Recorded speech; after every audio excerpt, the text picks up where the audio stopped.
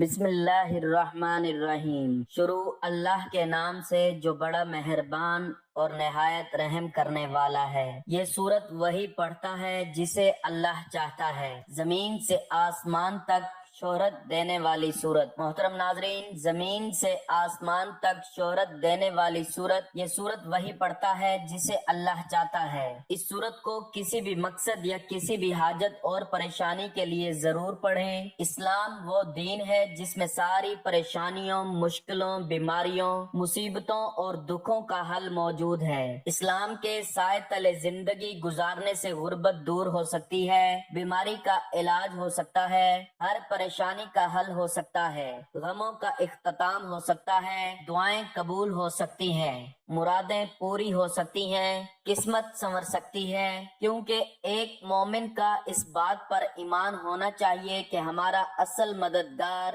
صرف اور صرف اللہ ہے، اس کے علاوہ کوئی مددگار نہیں، جیسا کہ خود قرآن پاک میں رب اس کی گواہی دیتا ہے اور وہی سب سے بہتر مددگار ہے۔ تو جس کا مددگار اللہ ہو اسے دنیا کی کوئی طاقت نقصان نہیں پہنچا سکتی۔ یہ ضمانت بھی اللہ تعالیٰ نے خود دی ہے۔ فرمانے پروردگار ہے کہ اگر اللہ تعالیٰ تمہاری مدد کرے تو تم پر کوئی غالب نہیں آ سکتا، اور اگر وہ تمہیں چھوڑ دے تو اس کے بعد کون ہے جو تمہاری مدد کرے۔ ایمان والوں کو اللہ تعالیٰ پر ہی بھروسہ رکھنا چاہیے، تو اس لیے ہم مسلمانوں کو اس سورت کی تلاوت اور دعا کرنی چاہیے، کیونکہ دعا حضور صلی اللہ علیہ وآلہ وسلم کا ہتھیار ہے، اور یہ دعا وہ دعا ہے جو اللہ پاک نے خود نبی کریم صلی اللہ علیہ وآلہ وسلم کو سکھائی کہ جب بھی مجھے پکارو اس سورت اور دعا کے ذریعے پکارو۔ آپ اس دعا کو کسی بھی حاجت، مقصد، دولت، رزق، بیماری سے شفا کے لیے پڑھ سکتے ہیں۔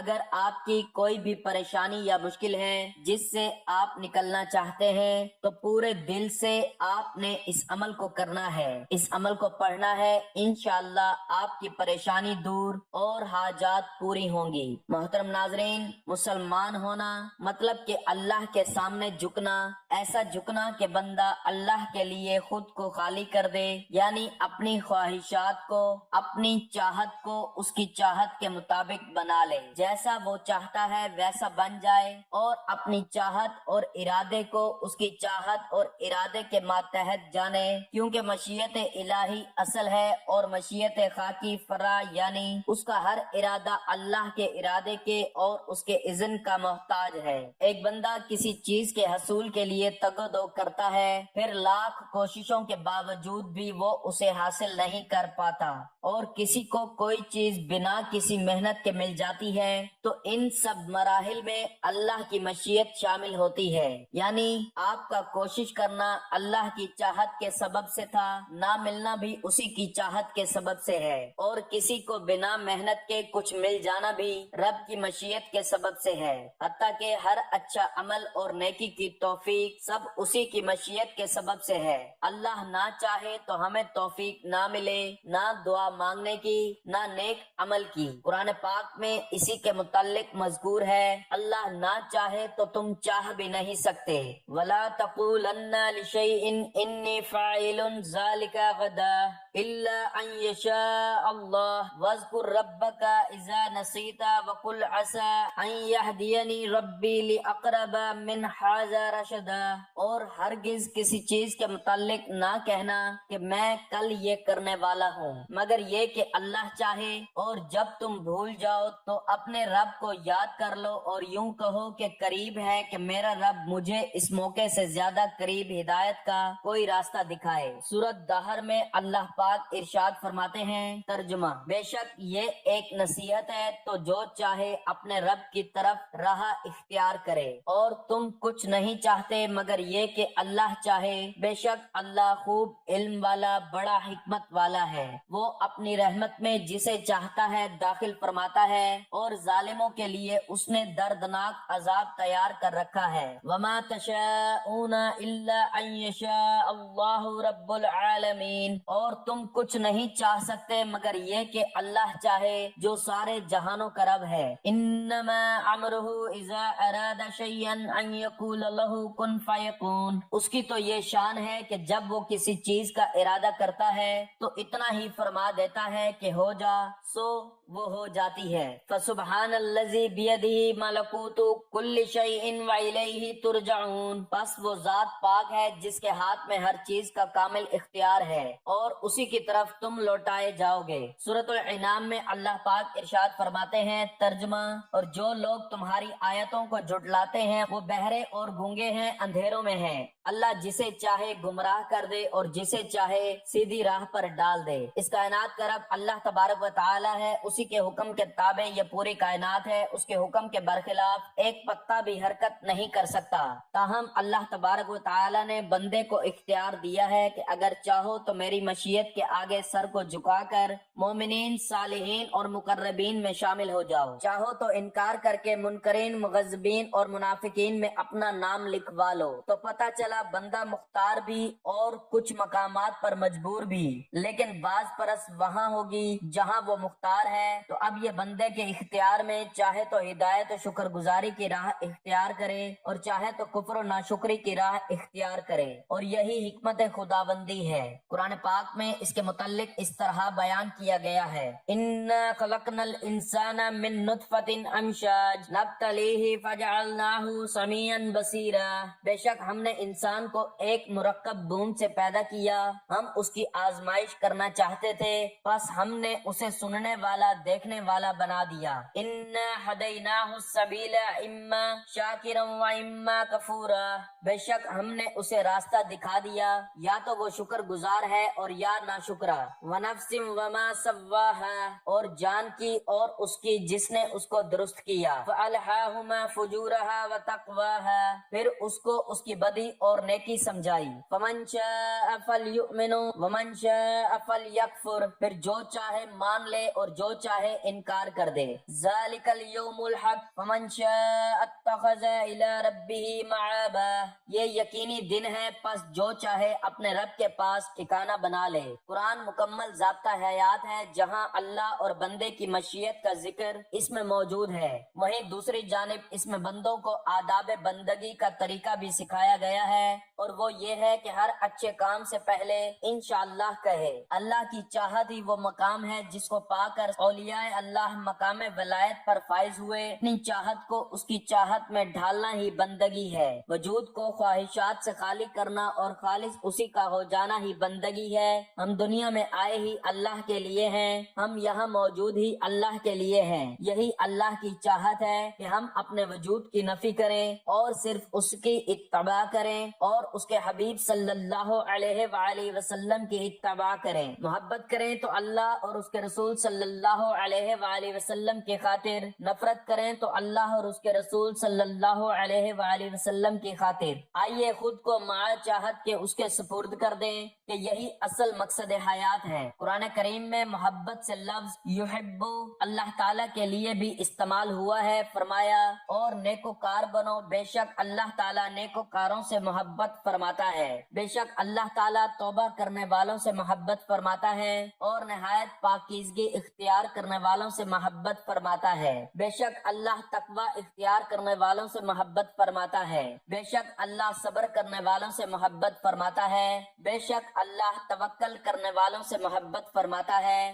बेशक अल्लाह इंसाफ करने वालों से मोहब्बत फरमाता है। बेशक अल्लाह ताला उनसे मोहब्बत फरमाता है जो उसकी राह में सीसा पलाई हुई दीवार बनकर जिहाद करते हैं। अल्लाह ताला का इरशाद है, और बाज लोग अल्लाह के गैर को अल्लाह का शरीक करार देते हैं और उनसे ऐसी मोहब्बत करते हैं जैसे अल्लाह से करनी चाहिए, जबकि अहले ईमान अल्लाह से निहायत शदीद मोहब्बत करते हैं। कुरान मजीद से मालूम होता है कि अल्लाह भी अपने अताअत गुजार बंदों से मोहब्बत फरमाता है और उसके अताअत गुजार बंदे भी उससे मोहब्बत करते हैं। इरशाद बारी ताला है, ए ईमान वालो, तुम में से जो अपने दीन से बरगुज़िश्ता हो जाएगा तो अल्लाह अनकरीब ऐसे लोग लाएगा जिनसे अल्लाह मोहब्बत करेगा और वो अल्लाह से मोहब्बत करेंगे।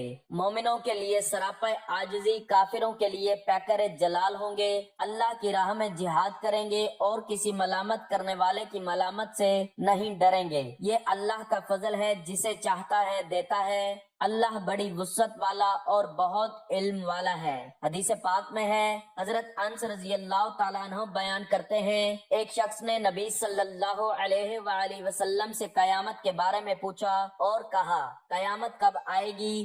آپ صلی اللہ علیہ وآلہ وسلم نے فرمایا، یہ بتاؤ تم نے قیامت کے لیے تیاری کر رکھی ہے؟ اس نے عرض کی، اور تو کچھ نہیں مگر اتنی بات ہے کہ میں اللہ اور اس کے رسول صلی اللہ علیہ وآلہ وسلم سے محبت کرتا ہوں۔ آپ صلی اللہ علیہ وآلہ وسلم نے فرمایا، تمہارا حشر اسی کے ساتھ ہوگا جس سے تو محبت کرے گا۔ حضرت انس رضی اللہ تعالیٰ عنہ نے کہا، ہمیں کسی چیز سے اتنی خوشی نہیں ہوئی جو رسول اللہ صلی اللہ علیہ وآلہ وسلم کے اس ارشاد سے ہوئی، تمہارا حشر اسی کے ساتھ ہوگا جس سے تو محبت کرے گا۔ حضرت انس رضی اللہ تعالیٰ عنہ نے کہا، پس میں نبی صلی اللہ علیہ وآلہ وسلم اور ابو بکر و عمر رضی اللہ تعالیٰ عنہما سے محبت کرتا ہوں، اور مجھے یقین ہے کہ اس محبت کے باعث میں آخرت میں ان کے ساتھ رہوں گا، اگرچہ میرے اعمال ان کے پائے کے نہیں ہیں۔ فرط محبت کے اظہار کے لیے عشق کا لفظ بھی استعمال ہوتا ہے، لیکن قرآن کریم اور کسی حدیث صحیح میں اس لفظ کا استعمال نہیں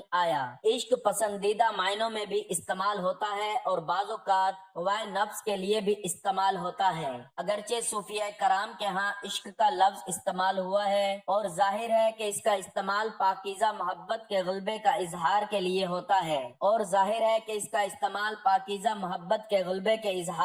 ہوتا ہے، امام احمد رضا قادری سے سوال ہوا، اللہ تعالیٰ کو عاشق اور حضور سرور عالم صلی اللہ علیہ وآلہ وسلم کو اس کا معشوق کہنا جائز ہے یا نہیں؟ اس نے جواب میں لکھا، ناجائز ہے۔ معنی عشق اللہ تعالیٰ کے حق میں محال قطعی ہے، اور ایسا لفظ جو شریعت میں اللہ کے لیے وارد نہ ہوا ہو، ثبوت شرعی کے بغیر اللہ تعالیٰ کی شان میں بولنا قطعی طور پر منع ہے۔ علامہ ابن عابدین شامی رحمت اللہ علیہ لکھتے ہیں، کلام سے کسی محال معنی کا وہم پیدا ہو تو اللہ تعالیٰ کے لیے اس کلام کے پڑھنے کی ممانعت کے لیے کافی دلیل ہے، اگرچہ وہ کلام کسی صحیح معنی کا بھی احتمال رکھتا ہو۔ اس سے معلوم ہوا کہ اللہ تعالیٰ اور رسول اللہ صلی اللہ علیہ وآلہ وسلم کے لیے کوئی ایسا ذو معنی کلمہ استعمال کرنا جائز نہیں ہے جس کی مراد بظاہر اچھی ہو، لیکن اس سے کوئی دور کے اہانت آمیز یا نامناسب معنی کا احتمال پیدا ہوتا ہو، یا ایسے معنی کا تاثیر پیدا ہو جس کی نسبت اللہ کے لیے محال ہو،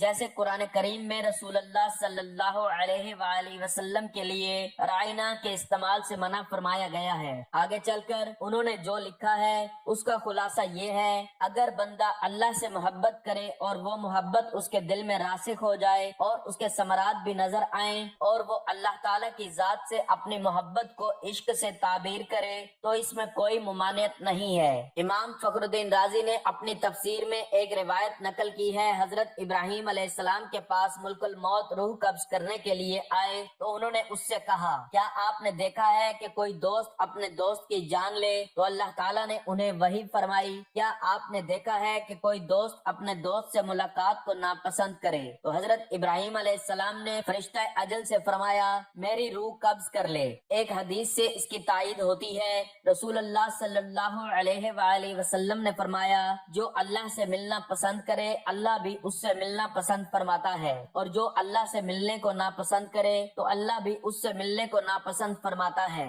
حضرت عائشہ صدیقہ رضی اللہ تعالی عنہا نے عرض کی، ہم موت کو ناپسند کرتے ہیں۔ آپ صلی اللہ علیہ وآلہ وسلم نے فرمایا، ایسا نہیں ہے، جب مومن کی موت کا وقت آتا ہے تو اسے اللہ کی رضا اور اللہ کے ہاں مومن کے لیے جو اعزازات ہیں ان کی بشارت دی جاتی ہے، پھر اس کے نزدیک موت سے زیادہ محبوب چیز کوئی نہیں ہوتی، سو وہ اللہ سے ملنا چاہتا ہے اور اللہ اس سے ملنا پسند فرماتا ہے۔ حدیث قدسی میں ہے، رسول اللہ صلی اللہ علیہ وآلہ وسلم نے فرمایا، اللہ تعالیٰ فرماتا ہے، ان سے محبت میرے ذمہ کرم پر ہے جو باہم محبت کریں تو میری رضا کے لیے آپس میں مل بیٹھیں بیٹھیں تو میری رضا کے لیے، ایک دوسرے کی ملاقات کے لیے جائیں تو میری رضا کے لیے، اور اپنا مال خرچ کریں تو میری رضا کے لیے۔ نبی کریم صلی اللہ علیہ وآلہ وسلم نے فرمایا اللہ کے بعض محبوب بندے ایسے ہیں جو نہ نبی ہیں اور نہ شہید، لیکن قیامت کے دن اللہ تعالیٰ سے ان کے قرب کو دیکھ کر انبیاء اور شہداء ان کی تحسین فرمائیں گے۔ یہ لوگ نورانی ممبروں پر ہوں گے، انبیاء اور شہداء پوچھیں گے یہ کون لوگ ہیں تو انہیں بتایا جائے گا یہ وہ لوگ ہیں جو کسی مالی طمع و لالچ اور کسی قرابت داری کے تعلق کے بغیر صرف اللہ کی رضا کے لیے آپس میں محبت کرتے تھے۔ ایک طویل حدیث میں رسول اللہ صلی اللہ علیہ وآلہ وسلم نے فرمایا جس دن اللہ کے صاحبان رحمت کے سوا کسی کے لیے کوئی جائے پناہ نہیں ہوگی، اس دن اللہ تعالیٰ 7 قسم کے اشخاص پر اپنی رحمت کا خصوصی سایہ فرمائے گا۔ ان میں سے ایک طبقے کا بیان کرتے ہوئے آپ صلی اللہ علیہ وآلہ وسلم نے فرمایا ایسے 2 اشخاص جو محض اللہ کی رضا کے لیے آپس میں محبت کریں، وہ باہم مل بیٹھیں یا جدا ہوں تو صرف اللہ کی رضا کے لیے۔ اللہ تعالیٰ کا ارشاد ہے جو لوگ دنیا میں پیشوا بنائے گئے تھے جب قیامت کے دن وہ عذاب دیکھیں گے اور ان کے سارے رابطے ٹوٹ جائیں گے تو وہ اپنے پیروکاروں سے لا تعلقی اختیار کریں گے اور ان کے پیروکار کہیں گے کاش ہمیں ایک بار دنیا میں لوٹ جانے کا موقع ملے تو ہم بھی اسی طرح ان سے اعلان لا تعلقی کریں جس طرح انہوں نے ہم سے تعلق توڑ لیا ہے۔ اس کے برعکس اللہ تعالیٰ فرماتا ہے دنیا میں جو لوگ ایک دوسرے سے دوستی کا دم بھرتے تھے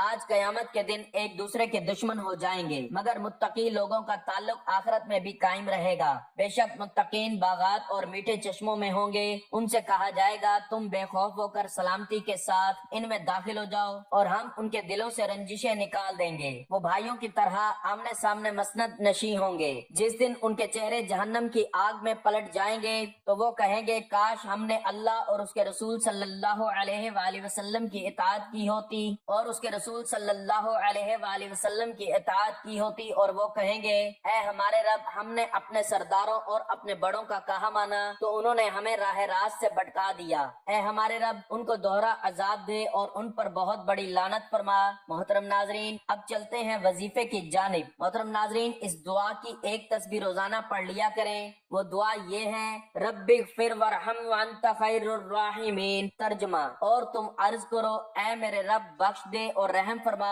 اور تو سب سے برتر رحم کرنے والا ہے۔ محترم ناظرین اس صورت اور دعا کو اتنی عاجزی سے پڑھیں کہ آپ کی دعا فوراً قبول ہو، کیونکہ جب گناہگار بندہ روتا ہے تو عرش الہی ہل جاتا ہے، جیسا کہ ماں کا دل بچے کے رونے سے پھر فوراً اس بندے کی دعا قبول کی جاتی ہے، اسے بخش دیا جاتا ہے، پھر وہ بندہ زمین و آسمان پہ سب کا پیارا بندہ بن جاتا ہے۔ تو اللہ پاک اپنے بندے کی دعاؤں کو قبول فرماتا ہے، تو آپ نے بھی اس عمل کو پورے دل سے کرنا ہے۔ پوری کائنات اور اس کی ہر شے اپنے پورے وجود سے اس حقیقت پر گواہی دے رہی ہے کہ جس نے اس کو پیدا کیا ہے اور جو اس کی پروردگاری اور نگہبانی کر رہا ہے اس کی ذات ہر عیب نقص اور کمزوری سے منزہ ہے اور وہ اس سے بالکل پاک ہے کہ اس کی خدائی میں کوئی اس کا شریک ہو۔ ارشاد ربانی ہے ترجمہ اس کی پاکی تو ساتوں آسمان اور زمین اور وہ ساری چیزیں بیان کر رہی ہیں جو آسمان و زمین میں ہیں، کوئی چیز ایسی نہیں جو اس کی حمد کے ساتھ اس کی تسبیح نہ کر رہی ہو، مگر تم ان کی تسبیح نہیں سمجھتے۔ حقیقت یہ ہے کہ وہ بڑا ہی بردبار اور درگزر کرنے والا ہے۔ تو ناظرین چلتے ہیں آج کے وظیفے کی جانب کہ وہ کون سی ایسی صورت ہے کہ جس کو پڑھنے والے کو اللہ تعالیٰ زمین و آسمان تک کی شہرت عطا فرماتا ہے، اور وہ صورت کب اور کتنی تعداد میں پڑھنی ہے۔ تو ناظرین یہ قرآن پاک کی سورت توبہ ہے۔ اگر آپ اس کی تلاوت کرتے ہیں تو اس سے انسان کے تمام صغیرہ کبیرہ گناہ معاف ہو جاتے ہیں اور اس کو دنیا آخرت میں عزت و شہرت نصیب ہوتی ہے۔ لیکن اس سورت میں موجود آخری 2 آیات بہت ہی قیمتی آیات ہیں جس کی تلاوت اور ورد کرنے سے اللہ تعالیٰ پڑھنے والے کو دنیا جہان میں عزیز بنا دیتا ہے، اس کو عزت و شہرت ملتی ہے، زمین و آسمان میں اس کی شان و شوکت اور عزت و شہرت کا ڈنکا بجتا ہے۔ تو آپ بھی کسی بھی وقت کسی بھی نماز کے بعد اس سورت کی تلاوت کر سکتے ہیں۔ اگر اس سورت کی تلاوت آپ کے لیے مشکل ہے تو آپ اس کی آخری 2 آیات کی تلاوت کر سکتے ہیں، ایک بار سماعت بھی فرما لیں تاکہ آپ کے لیے آسانی رہے۔ لَقَدْ جَاءَكُمْ رَسُولٌ مِّنْ أَنفُسِكُمْ عَزِيزٌ عَلَيْهِ مَا عَنِتُّمْ حَرِيصٌ عَلَيْكُمْ بِالْمُؤْمِنِينَ رَءُوفٌ رَحِيمٌ فَإِن تَوَلَّوْا فَقُلْ حَسْبِيَ اللَّهُ لَا إِلَٰهَ إِلَّا هُوَ عَلَيْهِ تَوَكَّلْتُ وَهُوَ رَبُّ الْعَرْشِ الْعَظِيمِ۔ سورۃ توبہ کی آخری 2 آیات کا ورد جو کوئی ہمیشہ رکھے گا اللہ تعالیٰ اس کو جہان میں عزیز کر دے گا۔ ان ان آیات کے اندر تسخیر ہے، اللہ جل جلالہ اس کو عزت، شان و شوکت، برکت، وسعت اور جلال، جبروت اور وجاہت عطا فرمائیں گے۔ اس کے اندر بڑی تاثیر ہے، اس کے اندر بڑی طاقت ہے۔ اس کو پڑھنے والا جس کام میں ہاتھ ڈالے گا، یہ گیا وہ گیا، ہر کام میں پاس ہو گیا۔ امتحان میں پاس ہونا، ڈگریوں کا لینا اور اعلیٰ نمبروں کا لینا، کوئی کام کرنا کروانا ہو، کوئی مشکل اٹکی ہوئی ہو، کہیں مقصد کو پانا ہو، کیسا بھی جائز مقصد پانا ہو، کہیں منزل کو پانا ہو، کہیں مشکل کو پار کرنا ہو، ان آیات کے پڑھنے والے کے لیے پھر یہ کوئی مسئلہ ہی نہیں ہے۔ تو ناظرین، آپ کسی بھی نماز کے بعد اگر صرف ان آیات کی تلاوت کرنا چاہیں تو صرف 7 مرتبہ ان آیات کی تلاوت کر سکتے ہیں۔ اگر مکمل سورت پڑھنا چاہیں تو کسی بھی نماز کے بعد 1 مرتبہ یا کسی بھی وقت میں 1 مرتبہ اس سورت کی تلاوت کر سکتے ہیں۔ اس سورت کی تلاوت کرنے کے بعد آپ نے اللہ تعالیٰ سے اپنی حاجات کے لیے دعا مانگنی ہے۔ اللہ تعالیٰ آپ کی دلی خواہشات کو پورا کرتے ہوئے زمین و آسمان میں آپ کو عزت و شہرت سے نوازیں گے۔ اللہ تعالیٰ سے اپنے لیے اور آپ سب کے لیے ہر گناہ و خطا کی مغفرت طلب کرتا ہوں، آپ بھی اسی سے مغفرت طلب کریں، بے شک وہ بڑا بخشنے والا مہربان ہے۔ اللہ تعالیٰ ہم سب کی جائز حاجات کو پورا فرمائے، آمین۔ دعا ہے کہ اللہ تعالیٰ میرا سنانا اور آپ کا سننا اپنی بارگاہ میں قبول و منظور فرمائے، آمین۔ ناظرین، گزارش ہے کہ اللہ تعالیٰ کے 99 ناموں میں سے ایک نام لکھ کر کمنٹس میں ضرور شیئر کریں۔ اللہ تعالیٰ ہم سب کا حامی و ناصر ہو، آمین۔ جزاک اللہ۔